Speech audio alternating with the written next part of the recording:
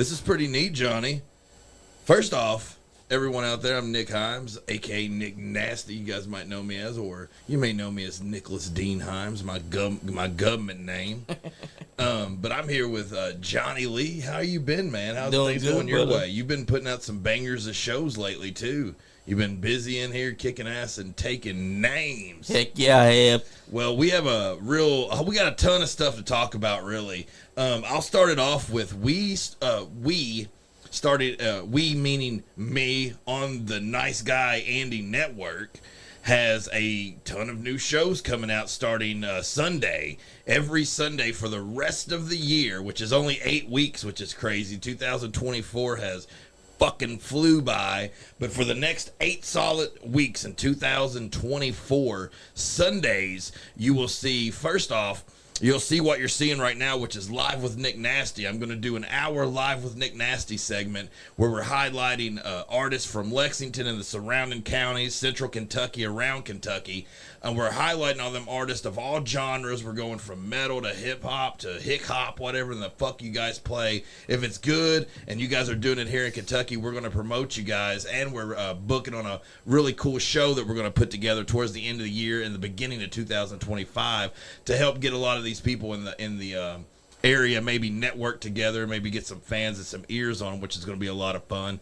And then we're bringing a show that's been out in the podcast land forever. It's called Eat, Sleep, Breathe, Metal. That's with Eric Leviathan.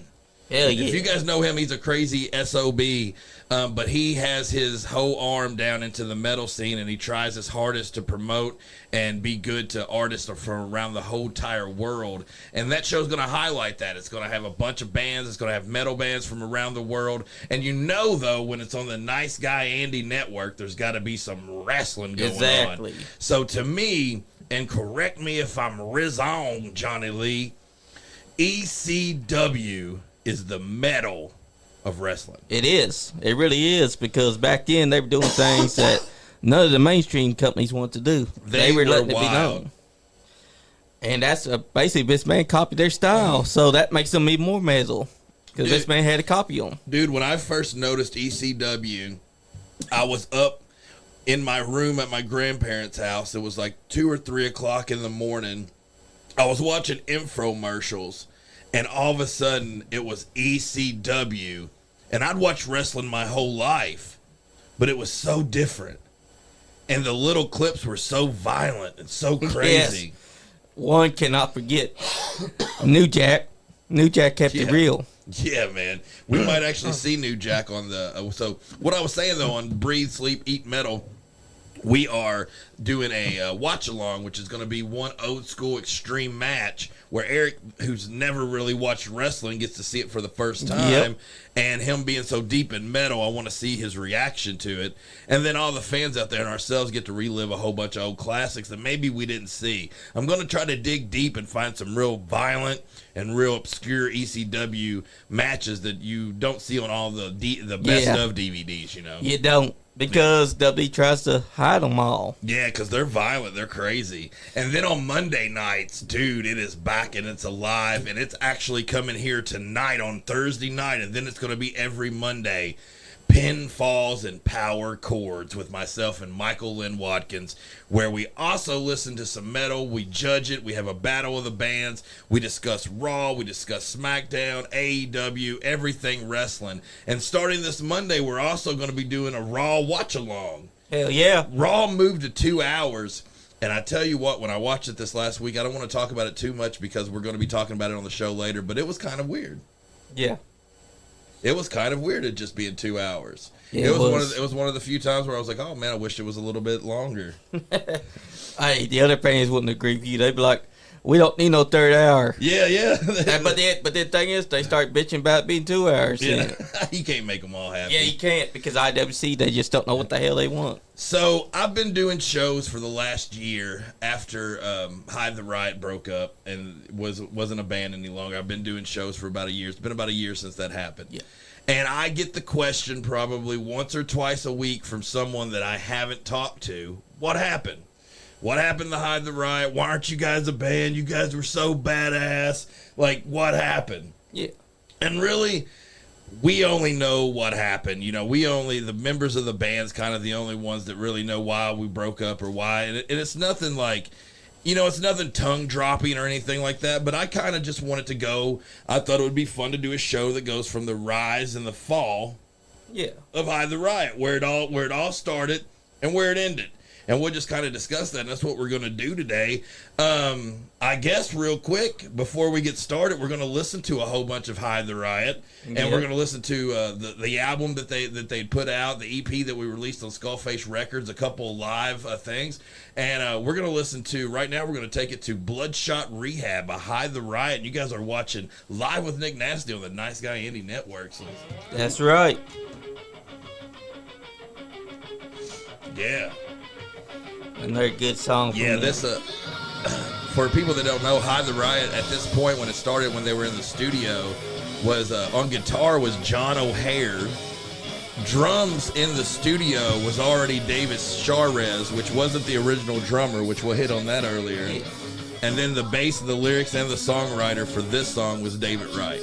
And there was another David as well. Yeah. Hello. Yeah, people don't even realize two Davids in one band. Yeah. One was the one that you hear right now singing. Yep. And then the drummer. Yep. And we've had both of them on the show before. Yeah, Hyde The Riot was on the show last year, September 7th. James said, where's the rest of the band? James who? James Weber. Oh, I don't know. I tried to hit them up, and they couldn't make it. David Wright, I believe, is working out of town. David Charez just texted me and asked me for the link so he could watch along with it. And I think John's still working. I'm actually probably going to see John later on tonight. Heck yeah. And that's what you listen to right now is Bloodshot Rehab on the last album that they ever made. Oh, there we are. David Charez said he's watching right now. There he is. I actually still got the album too.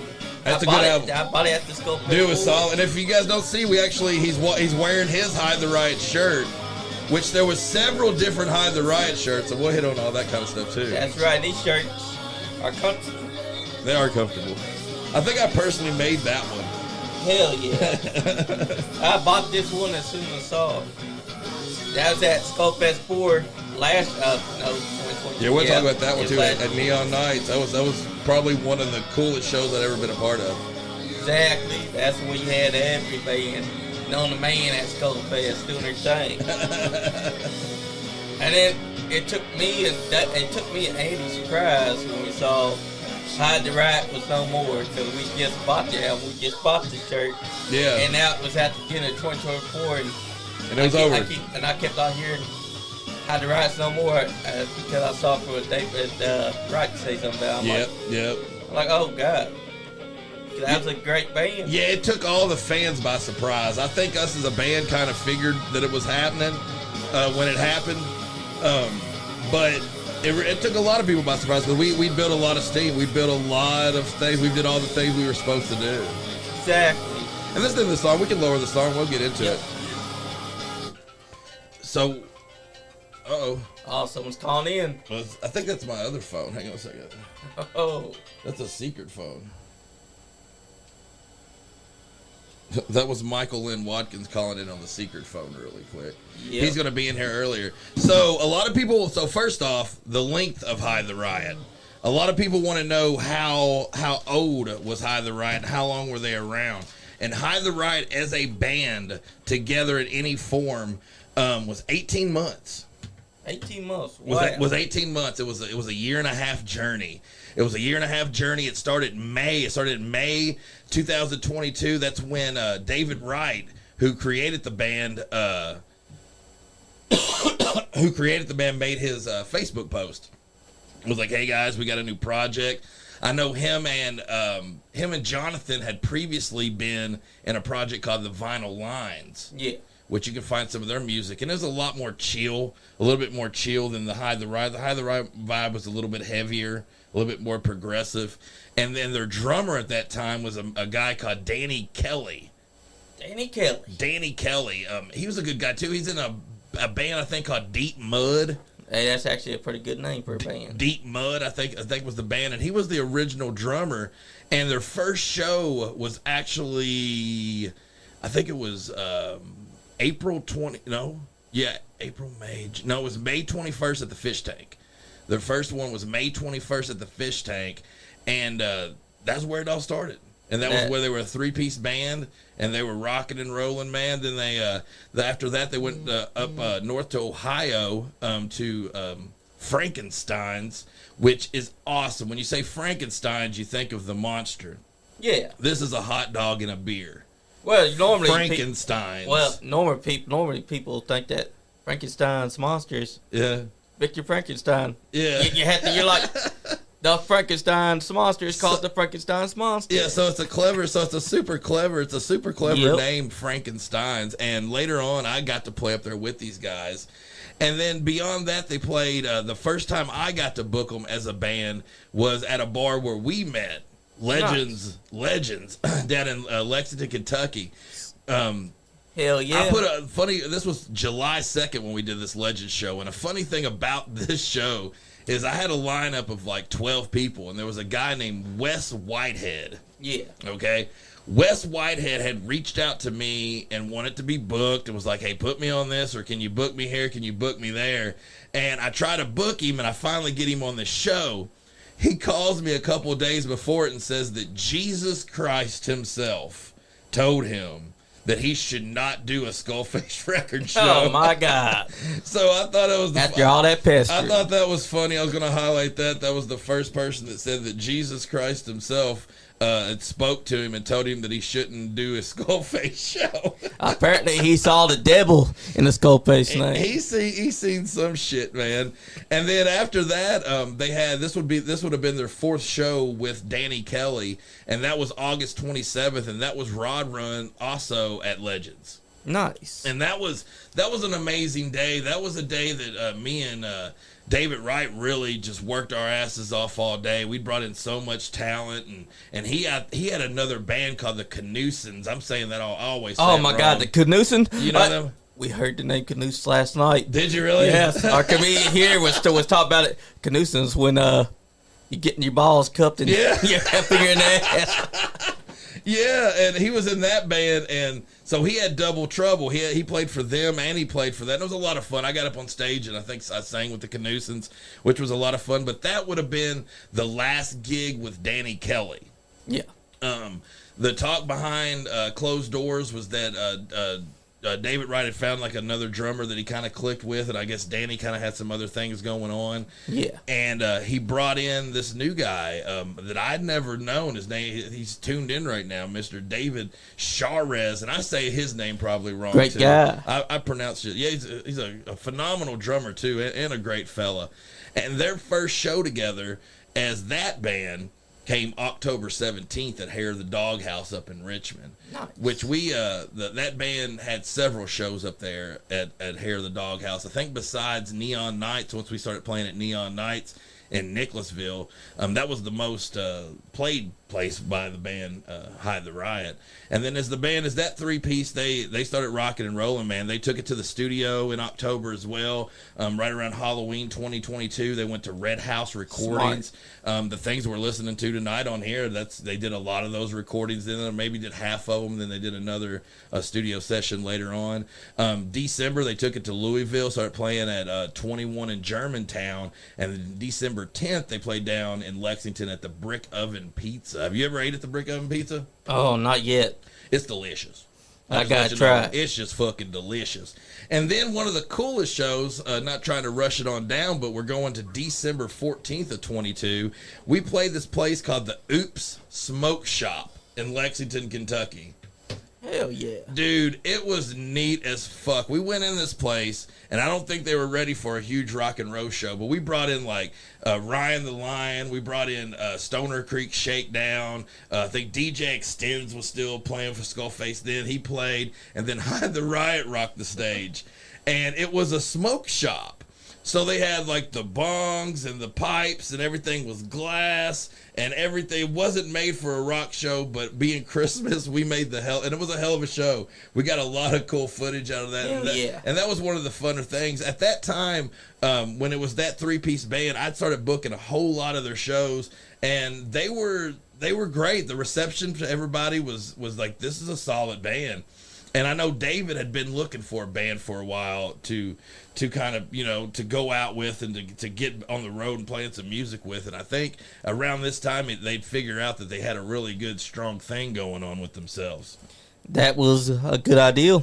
Yeah, it was cool. It was cool stuff. So after that New Year's show at the Oops Smoke Shop, they didn't have any more shows at that year, but starting in 2023, we all got together at my studio that was in Cynthiana, and we kind of had a New Year's party, and we had put together and got footage, and we had shot the first music video for them, which was Truth.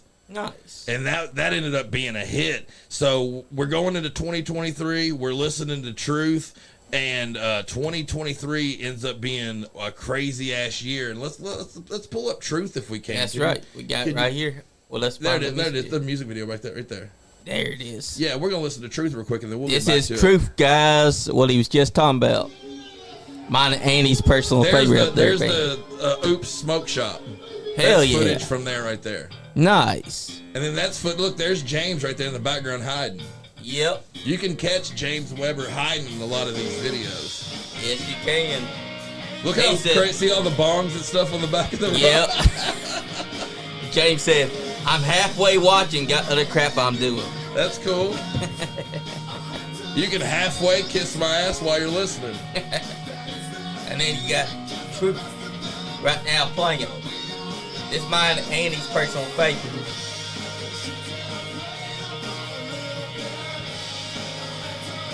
That's David Suarez right there on the drum. Oh, he's a badass, dude. He's like a robot when it comes to it. That's true. He's focused on the drums rather than anything else right now. You can see him looking down at the drums to make sure he's getting all the points in.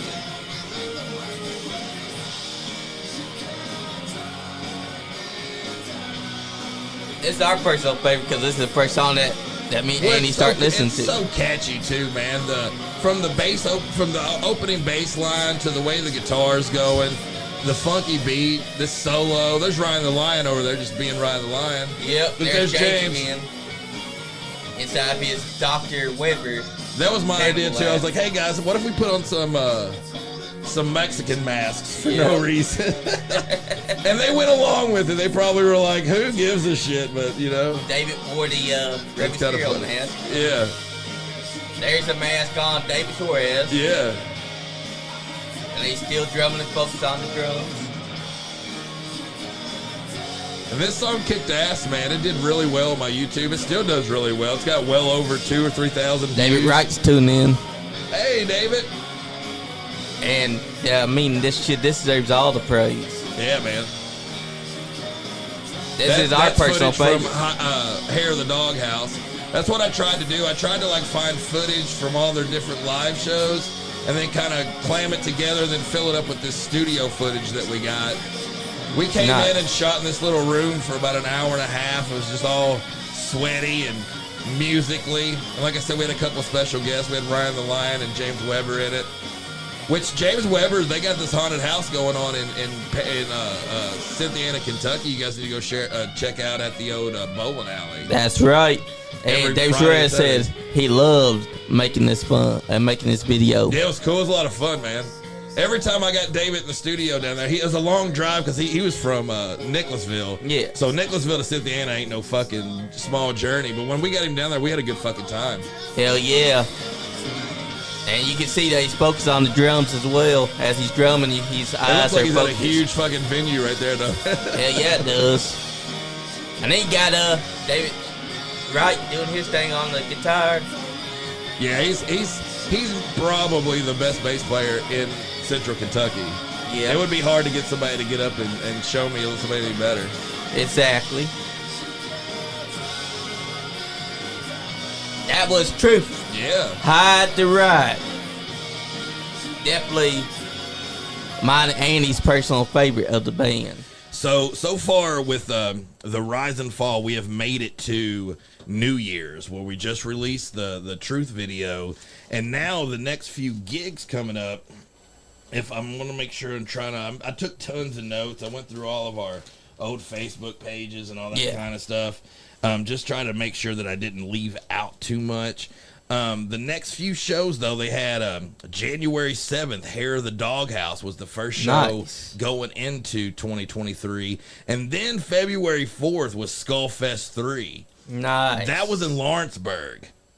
What was the wrestling company that was out of Lawrenceburg? New South Wrestling. New South. So after New South, on a side story, around New South, I started having weird stuff happening. I had a couple of fans, I suppose, get mad and then start hating on me.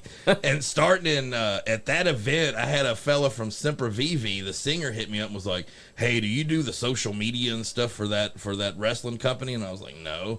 And he was like, he asked me like a couple like drill questions, and he was like, "Oh, well, it must not have been you." And he said somebody had hit on his girlfriend from that wrestling company's like Facebook and was trying to like bang his old lady, and they thought it was me at first, and I was like, "You motherfuckers, like, I'm not trying to bang anybody's girlfriends." Exactly. And that's an ongoing thing for like the next fucking like year of my whole fucking life, man. I have things happen that feel like, where do I fucking live? The only ones I know that run that account is Anthony Presley. And Aaron Rose, I doubt Anthony Presley's trying to hit on people. Semper Vivi's girlfriend, whoever it was. I didn't know exactly who it was. Semper's like, that motherfucker try to get some of my girls. Presley would put a headlock on a motherfucker. He would. But dude, the Hyde The Riot headlined that show. It was a fun show. We were steady. We didn't have a huge crowd, but it was a steady crowd kind of throughout the whole night. And then going into the next few shows, something different happened. We had a couple conversations from behind the scenes, and David asked me if I knew of a band called Superfuzz. And Superfuzz had a song called "I'm the King," and they were like, "Dude, just from your vocals and from what we've noticed, it sounds like you would be fucking great at singing this. How would you like to sing that with the band?" And I'm like, "Well, yeah, I'm at all the goddamn shows anyway. It'd be fun to get up there and fucking scream a little bit. Plus, if you've heard that song, which we'll hear a live version of it here in a little bit later. If you heard it, it's a great song. It's a lot of fun. So coming up on the next few shows, their shows were March 18th, March 23rd, March 25th, and then April 8th. The March 18th was at Al's Bar in Lexington, and that was actually the first time that I got up on stage with them and played He's Got a King. Did you lose something? The controller. It vanished on me. There it is. Here's another one over here. This is the one. There's like 5 of them over here. Yeah, this one vanished on me though. Yeah, if you want to look up Hyde The Riot, there it is. I Am the King. The one I Am the King Superfuzz cover. Over right one there. Right. Yeah, right there. So don't push it yet, though. So, like I said, March 18th, it was the first time I got up on stage and kind of jammed with them and got to play, and it was a whole lot of fun. It kind of went well. And then that's how they ended the shows every time. So on all these shows going up until April 8th at the Mag Bar, which the Mag Bar, it was the first time I went in there, and that was awesome. They played with Joe Grunge, Blue Astro Van out of Cincinnati. That was their first show. Mr. Joe Hodge is the first. I've known Joe Hodge for like 2 or 3 years, and he finally got him a cool little band together, and they got to play, and I got to get up on stage, like I said, with Hyde and sing the last song. It was badass. Go ahead and press play. We'll listen to Hyde The Riot, I Am a King. Like I said, this was the first time that I sang it, so it's kind of rough. Hey, that's okay. Sometimes it starts out rough like that.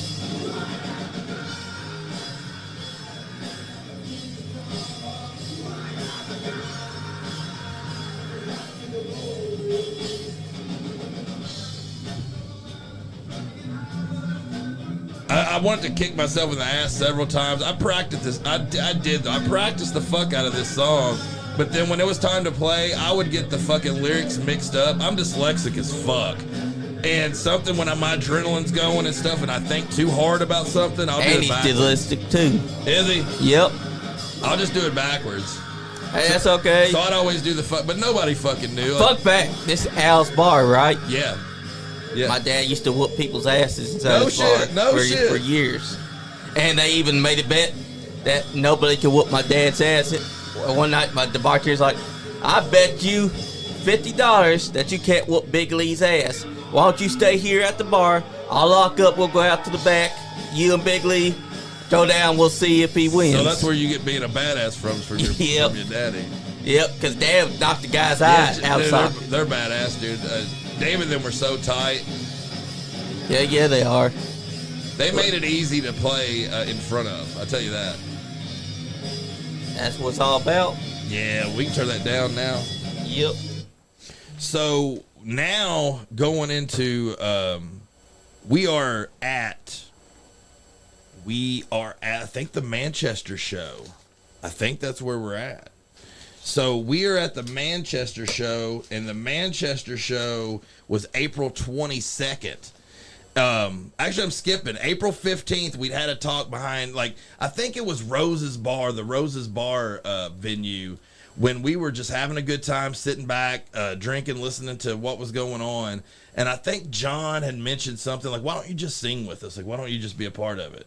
And I was like, well, I don't know. I mean, well, maybe let's, I mean, not, I don't know. I never really, thought about it. And then I mentioned it to David, the drummer. Yeah. And he was like, yeah, man, that'd be fucking badass. And then I think I wrote David Wright and talked to him, and he was like, well, I got to talk to the guys. And in my head, I'm like, well, I think it's cool then. If you got to talk to the guys and you're down, in my head, it's going to fucking work out. And we just started kind of transforming some of these recordings. The thing is, they had just did a recording and went to do the ones that we'll be listening to. So we had to kind of transform some of those with me in it too, and I had more of like a scream. I still did I did a little bit of rapping, but I did a whole lot of screaming too. And exactly, I added a lot of to the tunes, and we kind of we mixed those a little bit, and then we wrote some new ones. I had some. We kind of mixed those up. And April 15th on Facebook. It's Facebook official. David writes on the page and says that we've all been, that I'm on board or whatever, and I'm part of the band. So then we go up, and it's April 22nd, and we're at Manchester fucking Music Hall. We're playing a cancer benefit. Nice. Yeah, dude. And I had a cool guy that I rented a building from where my studio was. That he worked at Chewy's. He fucking catered it. He brought us all kinds of cool food for backstage. And halfway through the set, they played like 3 songs, and halfway through, they called me up and announced that I'm the new member of the band, and I finished the set with them. And talk about a cool fucking place to make your appearance. Exactly. We had a rowdy crowd. It was fucking fun. It was probably one of the coolest experiences that I've had in my life. The wrestling and all the good stuff that I've done. That was one of the coolest experiences, to get up there and be able to rock and roll for the first time and be announced there. And our songs were so tight too. I was always proud to play the music that was going on, because the music was so strong. But now, starting with me, dude, we did Manchester. We had another gig the very next day in the fucking Code. We were outside at Black Swan Inc., where we did a fucking show for Canucents was a part of that too. I think they played as well. That one. We did a benefit for some fucking dogs and shit. And then shit from then on, it was go time, dude. We had 24 shows. I was in the band of the 18 months. I was in the band 7 months. Nice. Okay? 7 months is what I was in the band, and we had 24 shows in 7 months. Hell yeah. 24 fucking shows in 7 months, dude. That's powerful. So we went from, like I said, Black Swan Inc., and then we made our debut at Neon Nights. David Charez had been saying we'd be at practice, we'd be chilling in between, practicing or whatever. We go outside and share smoke or whatever. And he was like, man, I keep telling this lady, Nikki, at the bar at Neon Nights that that we got a little band, and that, that you can book acts and all that kind of stuff. You just need to, we just need to make contact. And we never did, but then we did.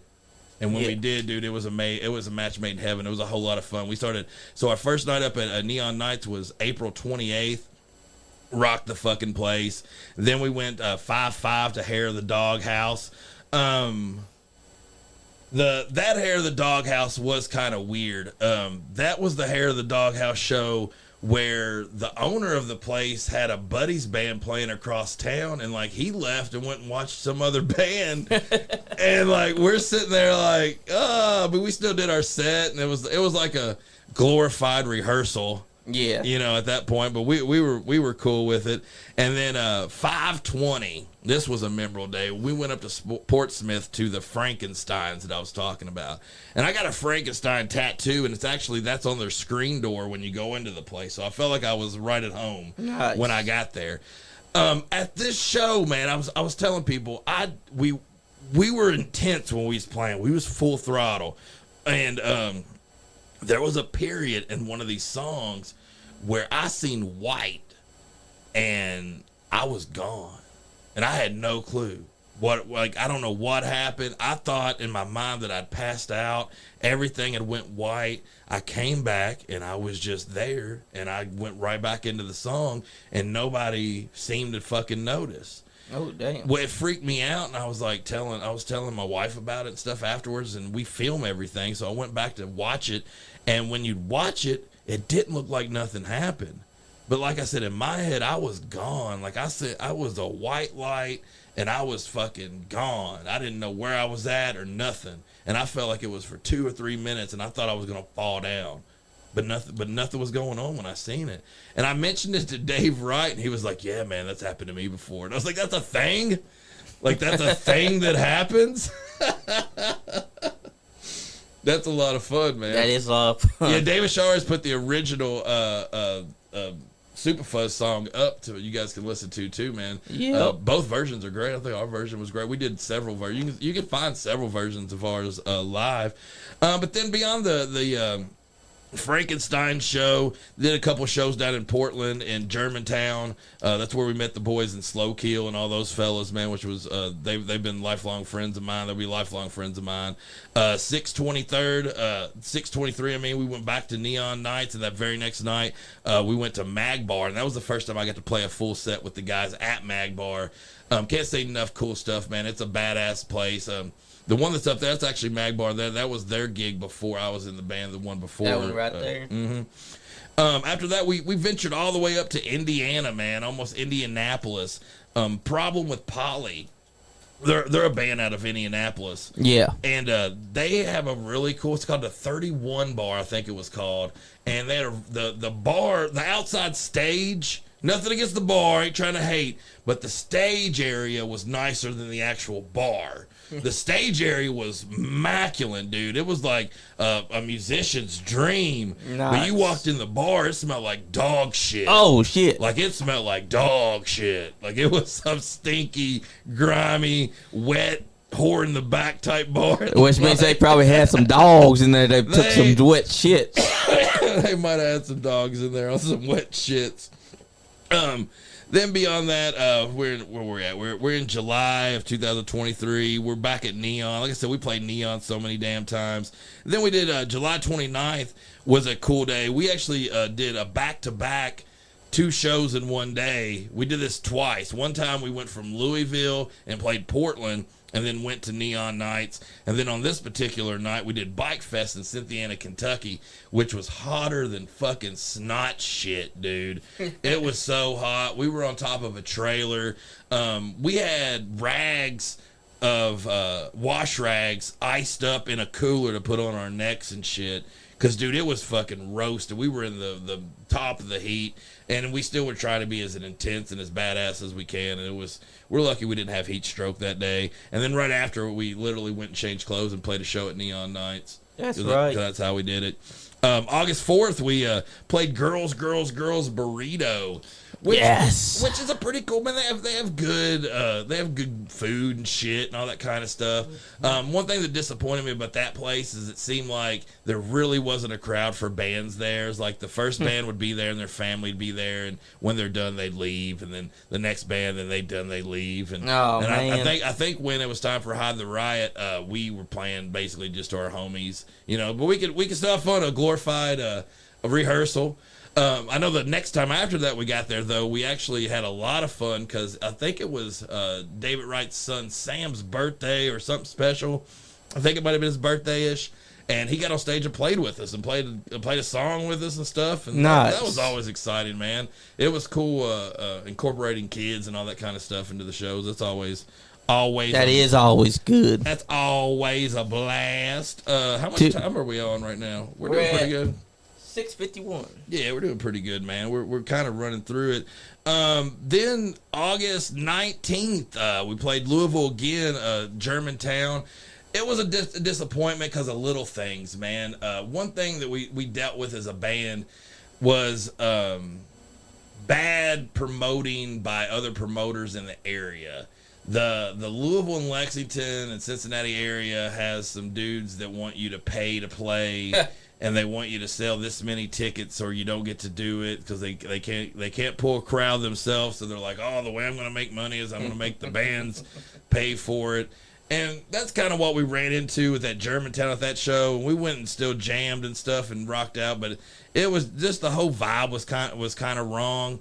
And mind you, on back page of all this stuff, I'm being harassed by this dude.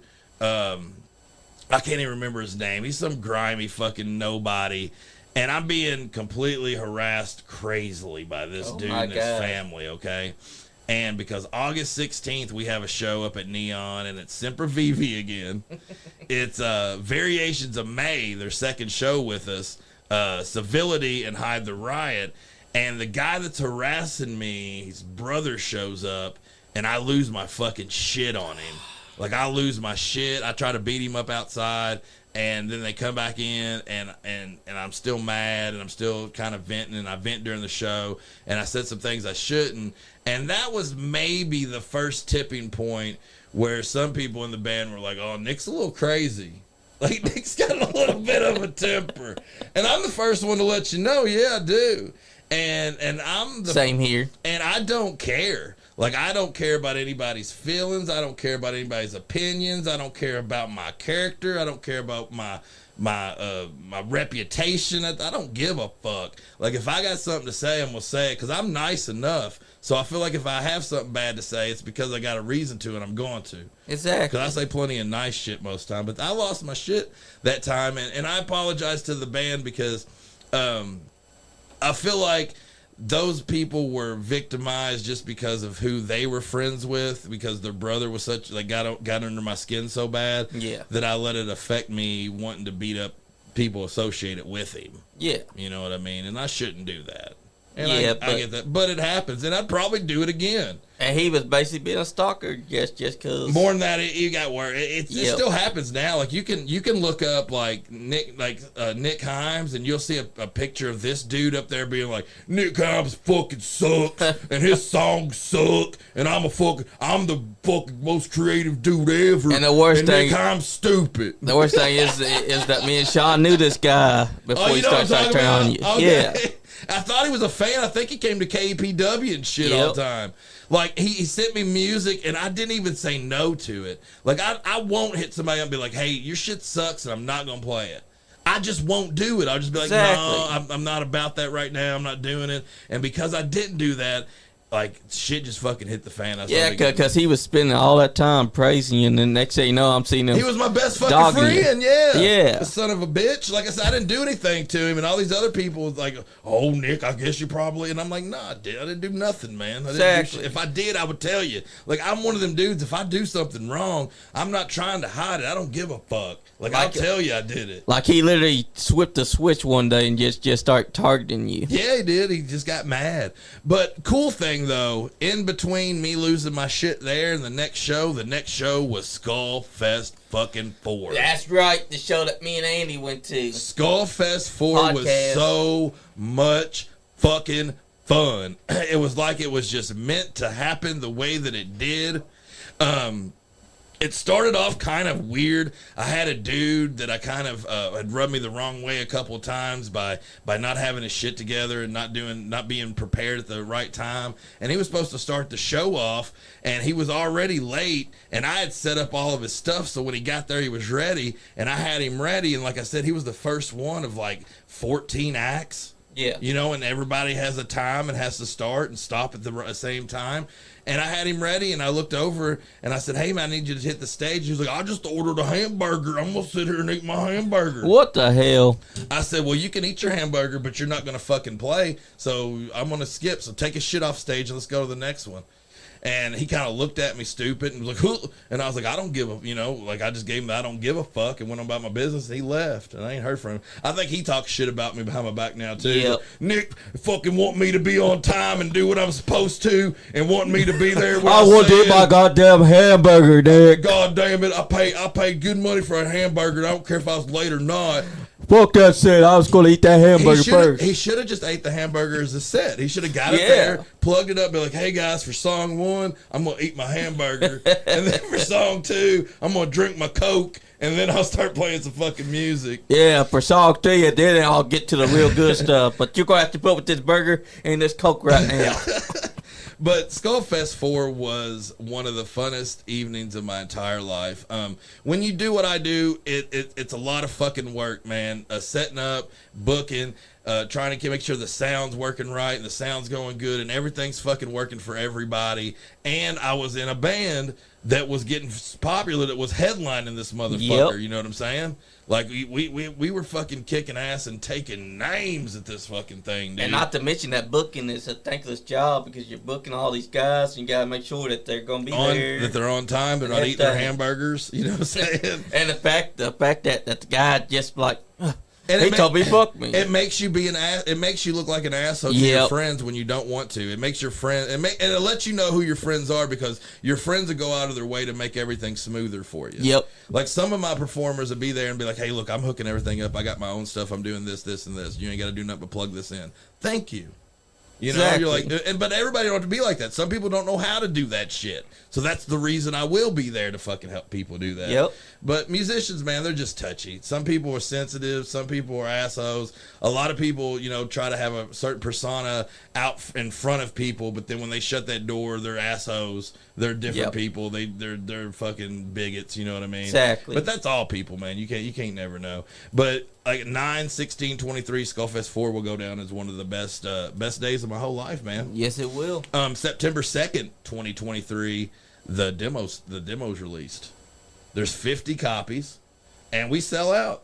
And what's funny is that, man, you got one, the first ones before that at Skullfest 4. Yeah, man. They sold out. I ended up making about 10 more copies after that with a different, the actual CD looked different. Yep. But yeah, those, I think 60 or 70 total was out, and all of them were sold out, man. By that time, when we were going into August and September, dude, we had everything going. We had the website, we had shirts, we had merch, we had the CDs, we had the set, you know, we had the stage presence, we had the gigs, we had the reputation. We had everything going for us. August, September, going into towards the end of 2023. Yeah, y'all did. Yeah, and then we went back to Neon Nights, October 14th. It was a huge show. Then we went up to Louisville at a really cool venue that I think NiceGuyAndy went to see some comedy called Never Let Die. Yep, he did. What a cool venue. If you haven't been there, you need to go check this out. The first floor when you go out is nice enough. It's cool as it gets, as it is. But then you go upstairs and you can see everything from the second floor perspective, which is all balcony, so you can see down on it all. Which is totally just badass. There wasn't a ton of people there that night, but it was such a fun venue, and it was on a cool strip. It was in a great area. And Facts. Then after that, we had the Halloween party, which was Slow Kill and Hyde The Riot, and it was incredible too. It was probably more rowdy than the Skullfest show. If you guys ever seen one of our shows when I was the head of the band, when I was singing, make some fucking noise. That was my fucking thing. You know what I'm saying? And some of the bandmates was even like, try not to say it so much in between every song, but I just like getting the crowd going. Yeah. But dude, when I said make some fucking noise at the Halloween party, brother, man. It was thumping, dude. There was sweat on the walls. It was badass, dude. It was one of the best crowds that I'd ever had in my entire fucking life. Hell yeah. So, basically, November 3rd, we played Hair the Doghouse one more time. It was with a national act called the Moving Targets, which is a national act out of Europe that still plays everywhere. It's got thousands and thousands of followers. Really, awesome. Really cool band. We played with Voice of Reason, which also broke up. Oh man. Okay, and then it was us. So it was two bands that ended up breaking up before the end of the year, and November 3rd, and it was cool, man. That show afterwards, we all shared drinks. We had a good band picture, I think, at a table. It was business as usual when it came to us. It felt like, everything was cool, but that was the last show. November 3rd, here the Doghouse with Moving Targets was the last show that I did with them. There was another show booked after that. It was a Battle of the Bands, November 17th. Yeah. Okay, but the morning of November 17th, shit hit the fan in my life. And I had some personal problems that just fucking went well beyond what any friends or anything should really have to deal with when it comes to it. You know what I'm saying? Yeah. And it kind of interfered with them going up there and being a part of the thing, and they still went up there. So it was fitting. That was their last show. So it's fitting that it was a 3-piece when the band started, and the last show was also a 3-piece. But, 36 shows total for Hyde The Riot, 18 months. For myself, 0 regrets. I don't regret anything or any part of it. Or dude, it's 2023 will forever be the year of Hyde The Riot to me, and it was a ton of fucking fun. Hell yeah! And the things that happened, the places we played, the memories we made is going to be stuff that I hope to hold on to as long as I possibly can. It's a lifetime of memories. The other guys were amazing to play with. Like I said, the original drummer, Danny Kelly, I never got to play any tunes with him, but with Danny Charez or David Charez and John O'Hare and David Wright, man, you couldn't ask for a better group of dudes to be a part of a band with. November 30th, the post was made on YouTube. Yep. The bands broke up, and it's officially the book is closed. Will we ever get together and play a tune together? Who knows? You never say who knows. I know I got some plans coming up for New Year's that could be a whole lot of fun with a couple of members from my past life getting back together to play some tunes. Yeah. Man, it's gonna be a whole lot of fun. But for everyone out there, man, that was a fan, that bought a shirt, that all that kind of stuff, we appreciate everyone and every single moment that happened. The songs are still, on YouTube or on Spotify. You can still listen to them, look them up. They're badass tunes. If anybody wanted a CD or anything like that or anything special, I'm sure the guys, we could get together and figure out something. But for everyone tuning in, man, this has been my first episode on the Nice Guy Andy Network with my own show. Tune back in here in about an hour. We're going to be doing pinfalls and power chords with Michael Lynn Watkins. For everyone in Hyde The Riot, Johnny Lee, everyone out there, man, appreciate you guys tuning in to Live with Nick Nasty, and I will see you guys again Sunday. That's right. And they'll play us off right now. Ooh, Masquerade. This is a banger. He keeps popping off at the mouth. I'm going to be his daddy. Anyways, you guys go on your little what your mama rinky-dink said. bullshit pump. Hell yeah, David.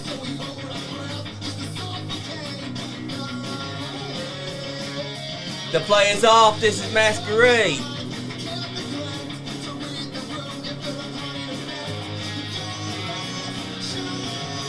This is a Zodiac. Anyway, I'm telling you now, meditate, elevate, you guys and go on your dominate. little Do it with the Nice rinky-dink Guy Andy bullshit podcast. podcast.